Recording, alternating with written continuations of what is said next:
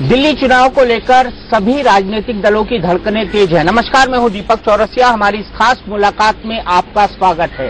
चंद ही घंटे बचे हैं, मतदाताओं को अब अपना निर्णय ईवीएम मशीन के अंदर कैद करना है और ऐसे में सभी राजनीतिक पार्टियां चुनाव प्रचार खत्म होने के बाद अपनी बूथ टू बूथ रणनीति के अंदर जुट गई हैं। भारतीय जनता पार्टी की चुनावी रणनीति के चाणक्य हैं अमित शाह जी, जो इस वक्त हमारे साथ लाइव मौजूद है। अमित शाह जी, आपका बहुत बहुत स्वागत है इंडिया न्यूज पर। सबसे पहला सवाल, इस चुनावी रणनीति के अंदर आपने पन्ना प्रमुखों को भी लगा दिया है। ये कैसी रणनीति है जिसमें बूथ टू बूथ मार्किंग करके रखी है आपने लोगों की? कई बार भारतीय जनता पार्टी ने इस तरह से चुनाव लड़े हैं। दिल्ली में शायद पहली बार हम इस तरह से चुनाव लड़ रहे हैं और कार्य विभाजन नीचे तक हो, वो चुनावी रणनीति के हिसाब से अच्छा होता है। भारतीय जनता पार्टी ने एक प्रयास किया है और मैं मानता हूं काफी हद तक सफल भी हुआ है। क्या ये अमित शाह जी की स्टाइल ऑफ फंक्शन? नहीं, ये भारतीय जनता पार्टी की पुरानी परंपरा है। बूथ मैनेजमेंट तक आप लोग गए हैं, क्या आपको ऐसी जरूरत महसूस हुई कि 1 बूथ 10 यूज करने की जरूरत है इस बार, क्योंकि ये बीजेपी का पुराना नारा रहा है? देखिए, हर चुनाव अच्छे से जीतना हर पॉलिटिकल पार्टी की जरूरत होती है और हम भारतीय जनता पार्टी के कार्यकर्ता हर चुनाव को गंभीरता से लेते हैं और उसको एक चुनौती के नाते हम लड़ते हैं। आपके चंदा प्रकरण को लेकर भारतीय जनता पार्टी ने उन पर कई सवाल उठाए। हालांकि ये आरोप भारतीय जनता पार्टी ने नहीं, आवाम नाम की एक संस्था ने लगाए हैं जो आपसे ही टूट कर आई है। आपको क्या लगता है, उनका 2 करोड़ का चंदा सवालों के घेरे में है? मैं निश्चित रूप से सवालों के घेरे में है, इस पर जवाब देना चाहिए, क्योंकि आप पार्टी ने एक प्रेस कॉन्फ्रेंस कर कहा था कि 10 लाख से ऊपर जो भी चंदा आएगा वो हमारी पॉलिटिकल अफेयर्स कमेटी देखेगी, उस पर जांच करेगी और उसके बाद में इसका स्वीकार होगा। अब 10 लाख रुपया जो है वो उससे 50 लाख ज्यादा ही होता है, तो ये 50 लाख रुपये का जो चंदा आया है वो उनकी पॉलिटिकल अफेयर्स कमेटी ने जांच कर लिया होगा। तो अब जब कंपनी फर्जी है, नियमों के तहत नहीं दिया गया है, कंपनी मुनाफा भी नहीं कर रही है, तो आप पार्टी निश्चित सवालों के घेरे में आती है और मैं मानता हूं कि काले धन का ही पैसा वाइट कर चुनाव लड़ने के लिए लाया गया है। लेकिन आप पार्टी का कहना है कि हमने तो सब वेरिफिकेशन किया था, अगर गलती है तो कॉर्पोरेट अफेयर्स मंत्रालय की है, क्योंकि उनका पैन नंबर था, उनका बैंक अकाउंट था, उनका कॉर्पोरेट अफेयर मंत्रालय में रजिस्ट्रेशन था, तो ये देखना, ये तीनों चीजों का वेरिफिकेशन उन्होंने किया था, तो इसमें उनकी क्या गलती बनती है? नहीं, ये तीनों चीजें तो हमेशा होती है जी। जो पैसा वाइट करने के लिए कंपनी चलाती है उसमें होती है, मगर उनका जांच करने का दायित्व एक है। 50 लाख जितनी बड़ी रकम अगर कोई कंपनी देती है तो उसके वेयरअबाउट्स देखने चाहिए थे। वो कंपनी कौन है, कहाँ है, क्या बिजनेस है। कोई वैसे तो 50 लाख रुपया नहीं दे देता और रात को 12 बजे चारों चेक एक साथ 2 करोड़ के जमा हो जाना, और वो दिन उनके चंदा के कलेक्शन में सबसे बड़े चंदे देने वाला दिन है और बाद में कहते हैं कि ध्यान आकृष्ट नहीं हुआ। मुझे लगता है ये बात किसी के गले नहीं उतरती। क्या आप इसमें कुछ छुपा रही है? छुपाने जैसा भी नहीं है, सब खुला पड़ चुका है। अब क्या छुपा है? चेक उनके अकाउंट में जमा हुआ है, बेनामी कंपनी है, मुनाफा नहीं है कंपनी में, नियमों के तहत चंदा नहीं दिए गए, इसमें छुपाने जैसा कुछ बचा ही नहीं है। बीजेपी क्या चाहती है आपसे, क्योंकि आप जवाब भी दे चुके? उनका हम इतना ही कहना चाहते हैं कि उन्होंने स्पष्टता कर देनी चाहिए कि ये पैसा कैसे आया है। वो कहते हैं कि सुप्रीम कोर्ट की एसआईटी से जांच करा लो इसकी। चुनाव तो 7 तारीख तक है, उनको भी मालूम है सुप्रीम कोर्ट की जांच 7 तारीख के पहले नहीं हो सकती, केस भी नहीं चल सकता, न भारत सरकार जांच कर सकती है, तो 7 तारीख के पहले उन्होंने ये स्पष्टता करनी चाहिए। लेकिन उनका तो कहना है कि ईडी का डायरेक्टर अगर टेलीफोन करे, वित्त मंत्रालय का आदमी अगर टेलीफोन करे तो 24 घंटे के अंदर जांच पूरी हो सकती है। वही आर्गुमेंट देते हैं। ये सबसे अच्छा है कि वो ही कह दे, उन्होंने ही कह देना चाहिए। उनकी तरफ से स्पष्टीकरण आपको लगता है अधूरा आया है? अधूरा ही है। अगर सरकार चाहे तो इन चंदा देने वाली कंपनियों पर कि वो ही कह दे, उन्होंने ही कह देना चाहिए। उनकी तरफ से स्पष्टीकरण आपको लगता है अधूरा आया है? अधूरा ही है। अगर सरकार चाहे तो इन चंदा देने वाली कंपनियों पर कार्रवाई कर सकती है। देखिए, जो आवाज या जो संस्था है अवाम, उसने कोई डिमांड की है, भारत सरकार उस पर उचित कार्यवाही करने के समय करेगी। मैं भारत सरकार की ओर से यहाँ कुछ कहना नहीं चाहता, मगर मैं इतना कहना चाहता हूँ कि ये चंदा जो रात को 12 बजे अचानक ही 2 करोड़ का जमा हो जाता है और कंपनियां फर्जी निकलती है, तो लेने वाले पर निश्चित रूप से सबको शंका आती है। ये एक ऐसी पॉलिटिकल पार्टी है जो ईमानदार होने का दावा करती है। ये कहती है कि हम इस जो राजनीति का हमाम है जहां पर सब गंदे हैं, मैं दूसरे शब्द का इस्तेमाल तो नहीं करूंगा, मैं ये कहूंगा कि जहां सब गंदे हैं वहां पर हम सबसे साफ हैं, तो इसकी प्रथम दृष्टया जिम्मेदारी नहीं बनती है। ये उन्होंने कहना चाहिए, मैं तो मानता हूं। केजरीवाल अपनी गिरफ्तारी की चुनौती दे रहे हैं कि अगर मैंने कुछ भी गलत किया हो तो मुझे गिरफ्तार कर लिया जाए। चले साहब, ध्यान भटकाने की बात है, मगर मैं इतना ही स्पष्ट कर, गिरफ्तार करने की जरूरत नहीं, वो सच बोल दे, सिर्फ बस सच बोल दे बस। आप तो कहते हैं कि केजरीवाल झूठ बोलने की मशीन है, बीजेपी कहती है लगातार। काफी बार बोले हैं वो, इसलिए कहते हैं लोग, परंपरा है उनकी। कांग्रेस का समर्थन नहीं लेंगे, शीला दीक्षित पर एफआईआर करेंगे, हर रोज लोक दरबार करेंगे, कॉन्ट्रैक्ट लेबर को परमानेंट कर देंगे, हम एग्जीक्यूटिव क्लास में कभी सफर नहीं करेंगे। काफी सारी चीजें उन्होंने कही है जो कभी नहीं की है। अच्छा सर, आपके अनुमान के हिसाब से भारतीय जनता पार्टी को कितनी सीटें मिलना चाहिए? आज हम कंफर्टेबल मेजोरिटी पर खड़े हैं और हमारा प्रयास रहेगा कि ये 2 दिन में 2/3 की ओर बढ़त ले लें। लेकिन आपने मिशन 60+ की बात कही थी, 2/3 इसी के आसपास होता है। बिल्कुल। क्या दिल्ली में चुनाव नतीजों को लेकर पार्टी के मन में कोई घबराहट है? क्योंकि आपका कैंपेन लगभग 10 दिन से चल रहा है कि बीजेपी बौखला गई है, इसीलिए केजरीवाल पर हमले हो रहे हैं। ठीक है, हम बौखला गए इसकी चिंता वो न करें। उनका ऐसे कहने में मुझे कहीं ना कहीं बौखलाहट नजर आती है। आपको लगता है आप बौखला गई? नहीं, हम तो स्वस्थता से इलेक्शन लड़ रहे हैं, नीचे बूथ तक का माइक्रो प्लानिंग कर लड़ रहे हैं, इसमें बौखलाहट का कहीं सवाल नहीं। आत्मविश्वास के साथ हमारे निश्चित किए हुए मार्ग पर हम आगे बढ़े। नहीं, लेकिन दूसरा आर्गुमेंट यह है कि आपने पूरे घोड़े खोल दिया, आपने केंद्रीय मंत्रियों को उतार दिया, आपने 200 से ज्यादा अभी जितने केंद्रीय मंत्री लगे हैं ना, उससे ज्यादा महाराष्ट्र के चुनाव में लगे थे। मगर क्योंकि महाराष्ट्र स्टेट कैपिटल, देश का कैपिटल नहीं है और मीडिया का सेंटर इतना बड़ा नहीं है, इसलिए इंटीरियर में कोई जाकर मेहनत नहीं करता। मगर इससे ज्यादा मंत्री महाराष्ट्र के चुनाव में लगे थे। आपको क्या लगता है कि दिल्ली के चुनाव होने के चलते मीडिया की स्क्रूटिनी दिल्ली के चुनाव पे ज्यादा है, इसीलिए कई सारे सवाल और कई सारी बहस शुरू हो गई है? देखिए, मीडिया का सेंटर है इसलिए बहस होना स्वाभाविक है और होनी भी चाहिए, उसमें मुझे कोई आपत्ति नहीं लगती। कांग्रेस को इन चुनाव में तीसरे नंबर पर माना जा रहा है। क्या आपको लगता है कि कांग्रेस की स्ट्रैटेजी इन चुनाव में पूरी तरह से विफल साबित रही है और ये चुनाव बाइपोलर हो गया है? बाइपोलर तो नहीं हुआ है, मगर मुख्य विपक्षी दल आप पार्टी बनेगी वो निश्चित है। इससे आपको नहीं लगता कि लॉन्ग टर्म में एक मेन अपोनेंट पार्टी को नुकसान होगा? जैसे अगर कांग्रेस कमजोर होती है पूरे देश के अंदर तो इससे लोकतंत्र को नुकसान होगा। मगर उसमें हम क्या कर सकते हैं? कांग्रेस पार्टी को मजबूत करना मेरा काम नहीं है। किरण बेदी जी को बीजेपी में क्यों लाना पड़ा? भारतीय जनता पार्टी ने कई बार समाज जीवन के अंदर अच्छा काम करने वाले लोगों को राजनीति में काम करने का हमने प्लेटफॉर्म दिया है। चाहे जसवंत सिंह जी हो, नवजोत सिंह सिद्धू हो, विनोद खन्ना हो, शत्रुघ्न सिन्हा हो, राज्यवर्धन राठौड़ हो, चेतन चौहान हो, कई लोगों को हमने इस तरह से प्लेटफॉर्म दिया है। हम चाहते हैं कि समाज के हर क्षेत्र में अच्छा काम करने वाले लोग राजनीति के अंदर आए और भारतीय जनता पार्टी उनको प्लेटफॉर्म देती है। लेकिन आज तक इतिहास में ऐसा कभी नहीं हुआ कि जिसको 48 घंटे पहले पार्टी में शामिल किया गया हो उसको सीधे सीएम उम्मीदवार बना दिया। देखिए, राज्यवर्धन राठौड़ भी चुनाव का पर्चा भरा उसी दिन वो मेंबर बने, आज वो मंत्री है भारत सरकार में। जो चुनाव होता है इस तरह का पद मिलता है, इसमें कोई नई बात नहीं है। लेकिन उनको मंत्री घोषित तो नहीं किया गया था। मंत्री घोषित करना नहीं होता है, मुख्यमंत्री घोषित करते हैं, मंत्री कभी घोषित नहीं। लोग कह रहे हैं कि दिल्ली में बीजेपी ने अपनी रणनीति बदली। रणनीति नहीं बदली है। कई बार दिल्ली भारतीय जनता पार्टी नेता घोषित कर लड़ी है, कई बार लड़ी है।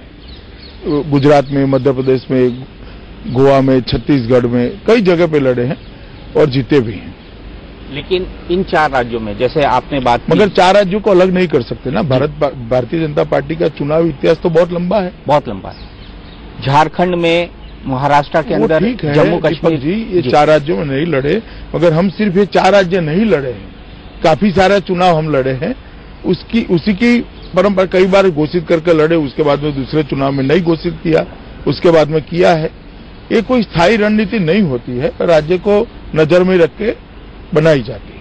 लोग कह रहे हैं, कांग्रेस पार्टी कह रही है कि 8 माह के मोदी सरकार के कामकाज का जनमत संग्रह है, क्योंकि अपरोक्ष रूप से केंद्र राष्ट्रपति शासन के तौर पर मोदी सरकार ही दिल्ली में राज कर रही थी, तो मोदी सरकार के कामकाज का भी ये लिटमस टेस्ट है। देखिए, कोई भी राज्य का चुनाव केंद्र सरकार का जनमत संग्रह नहीं हो सकता, मगर केंद्र सरकार के कामों की असर चुनाव पर निश्चित पड़ती है, मगर उसको रेफरेंडम में गिना देना वो ठीक नहीं है।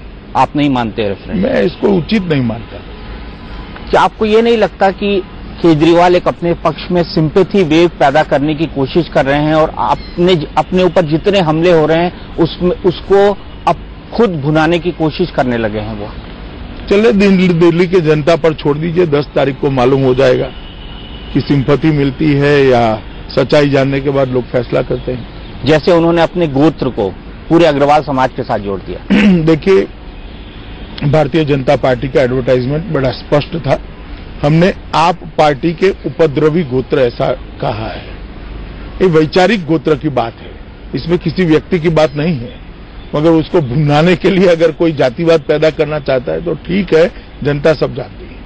लेकिन आपने उसकी इलेक्शन कमीशन से शिकायत भी नहीं की कि ये जातिवादक शब्द, हमने किया है, जाति सूचक शब्द इस्तेमाल करते हैं। हमने किया है, शिकायत किया है। क्या वो जानबूझकर जाति इसमें जोड़ रहे हैं? अब वो तो केजरीवाल जी को आपने पूछना पड़ेगा, मगर मैं मानता हूं अब वो जमाना चला गया है। आपको नहीं लगता कि अब जात के आधार पर वोट दिए जाते हैं? क्योंकि जात को आहत ही नहीं किया है, आहत ही नहीं किया है ना। हमने तो आप पार्टी के वैचारिक गोत्र को उपद्रवी बताया है, वो खुद ही कहते हैं हम एनार्किस्ट है। एनार्किस्ट का हिंदी भाषांतर करे तो उपद्रवी होता है। हमने कुछ नहीं कहा, उन्होंने जो कहा है उसको प्रतिबिंबित किया है। अमित जी, जो बड़ा सवाल यहाँ पर है वो ये है, आपको क्या लगता है एक 2 साल की राजनीतिक पार्टी ने कांग्रेस के पूरे वोट बैंक को खत्म करके किस तरीके से यहाँ पर ग्राउंड गेन किया है? As a political analyst Amit Shah ji क्या सोचते हैं? देखिए, लोगों के अलग अलग मुद्दे के असंतोष को इकट्ठा करना और भ्रामक प्रचार कर एक भ्रम पैदा करना कुछ समय के लिए सफलता दे सकता है, परमानेंट सफलता नहीं मिल सकती है। उनको पहले भी दिल्ली के चुनाव में बहुमत नहीं मिला था, भारतीय जनता पार्टी उनसे आगे थी, उन्होंने अनैतिक गठबंधन कर सरकार बनाई। दिल्ली के चुनाव के अंदर उनकी 7 की 7 सीटों वो हारे। देश में 400 सीटें लड़े, उसमें से 350 सीटों पर वो हारे, और अब ये चुनाव लड़ रहे। देखिए 10 तारीख को क्या होता है। आपको नहीं लगता कि इस पार्टी की कोई विचारधारा नहीं है? मुझे क्या लगना, पूरे देश को लगता है। वो शिक्षा नीति पे बात नहीं करते, वो रक्षा नीति पे बात नहीं करते, उनकी पार्टी की अर्थनीति के बारे में बात नहीं करते, सोशल रिफॉर्म्स के लिए उनकी पार्टी की कोई नीति उजागर नहीं करते। अब क्या कर सकते हैं वो? लेकिन फ्री पानी और हाफ रेट पर बिजली देने का दावा करते हैं। क्या बीजेपी इन फ्री बीज के खिलाफ है? ये फ्री में चीजें देने के खिलाफ है? बीजेपी किसी चीज के खिलाफ नहीं। हम मानते हैं कि चीजों को मतलब दर कम होना चाहिए, इसमें बीजेपी मानती है, मगर इसको चुनाव के अंदर बुनाने के लिए कोई गणित के बगैर झूठे वादे नहीं करने चाहिए।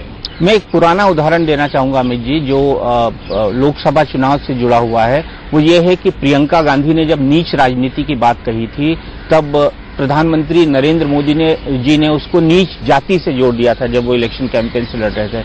अगर केजरीवाल ने इसको अपनी जाति से जोड़ा है तो इसमें गलत क्या है? नहीं, मगर हमने इसमें केजरीवाल जी की जाति का कोई शब्द प्रयोग ही नहीं किया, इसलिए वो गलत है।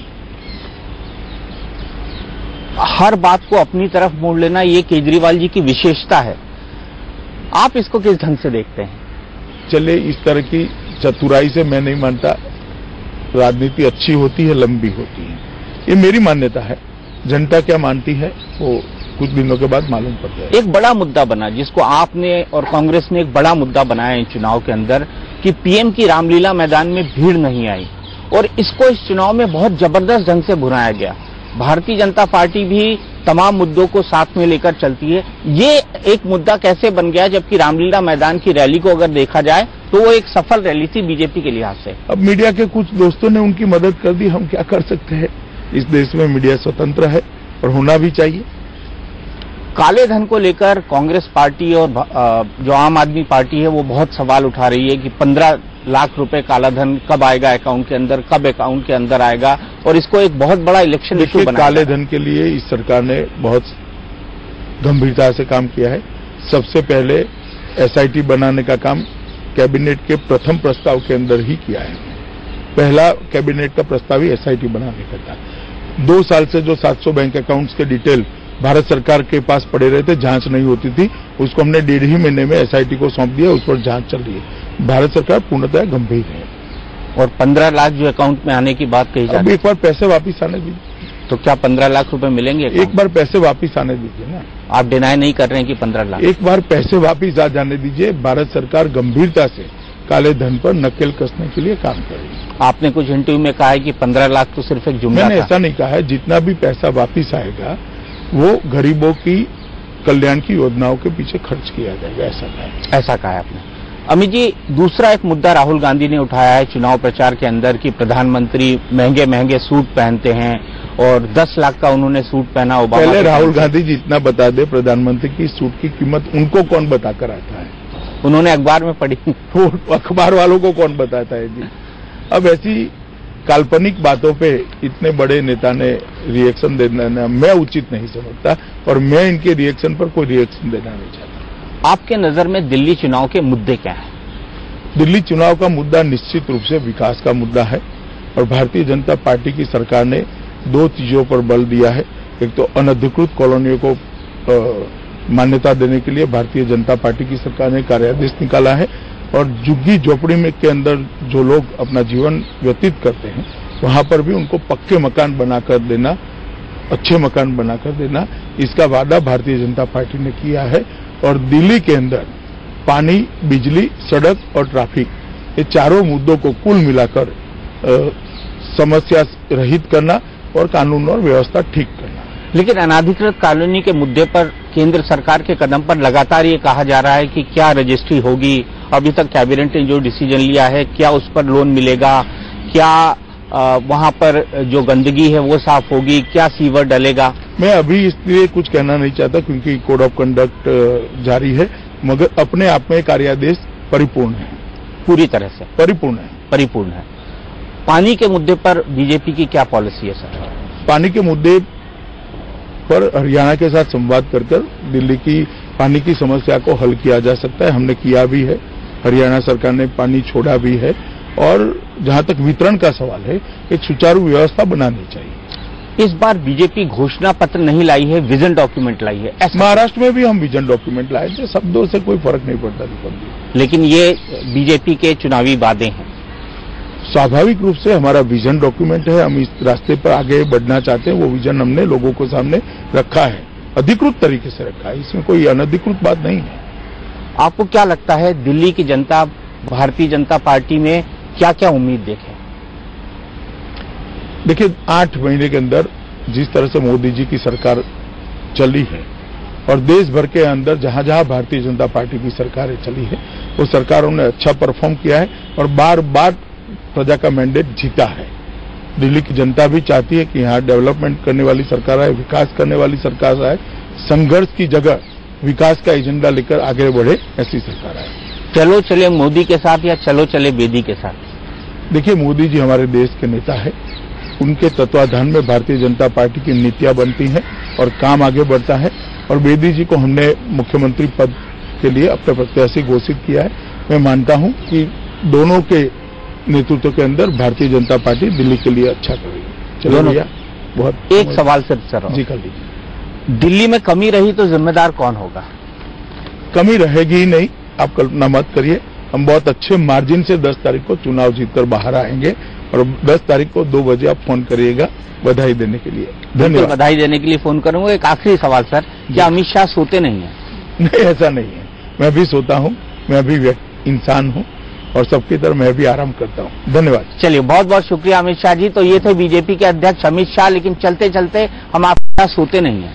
नहीं, ऐसा नहीं है। मैं भी सोता हूँ, मैं भी इंसान हूँ और सबकी तरह मैं भी आराम करता हूँ। धन्यवाद। चलिए, बहुत बहुत शुक्रिया अमित शाह जी। तो ये थे बीजेपी के अध्यक्ष अमित शाह। लेकिन चलते चलते हम आपसे अपील करना चाहते हैं कि 7 तारीख को अपने मतदान का इस्तेमाल, मत प्रयोग का इस्तेमाल जरूर करें और मतदान जरूर करें।